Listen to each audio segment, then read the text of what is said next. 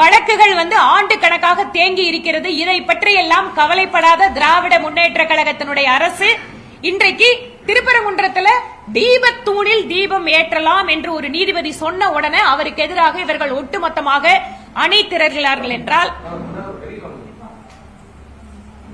எந்த அளவிற்கு இவர்களுக்கான இந்து மத எதிர்ப்பு அவர்களுடைய மனநிலையில் ஊறிக்கொண்டிருக்கிறது என்பதை புரிந்து கொள்ளலாம். நேற்று பாராளுமன்றத்தில் பேசிய உள்துறை அமைச்சர் அவர்கள் இதை பற்றி குறிப்பிட்டும் இருக்கிறார்.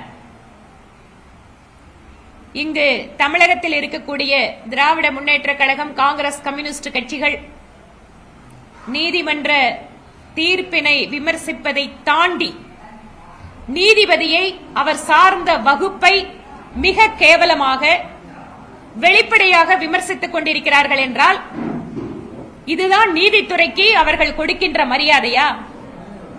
நீதிபதி எந்த ஜாதியை சேர்ந்தவர் என்று பார்த்து இவர்கள் விமர்சனம் செய்கிறார்கள், அவரை அசிங்கப்படுத்துகிறார்கள்.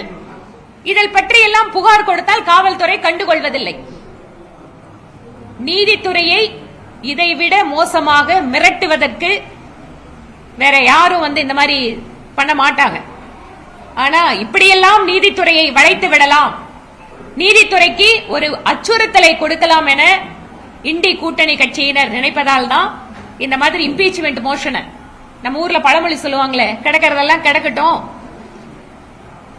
தூக்கி மனையில் உட்கார வைன்னு சொல்லுவாங்க. அந்த மாதிரி திமுக தமிழ்நாட்டில் இருக்கிற இத்தனை பிரச்சனையை விட்டுட்டு திருப்பரங்குன்ற தீர்ப்புக்கு எதிராக உடனே இவ்வளவு பேர்த்த ஒன்னா சேர்த்து இன்னைக்கு இம்பீச்மெண்ட் மோஷன் கொண்டு போயிட்டு இருக்காங்க.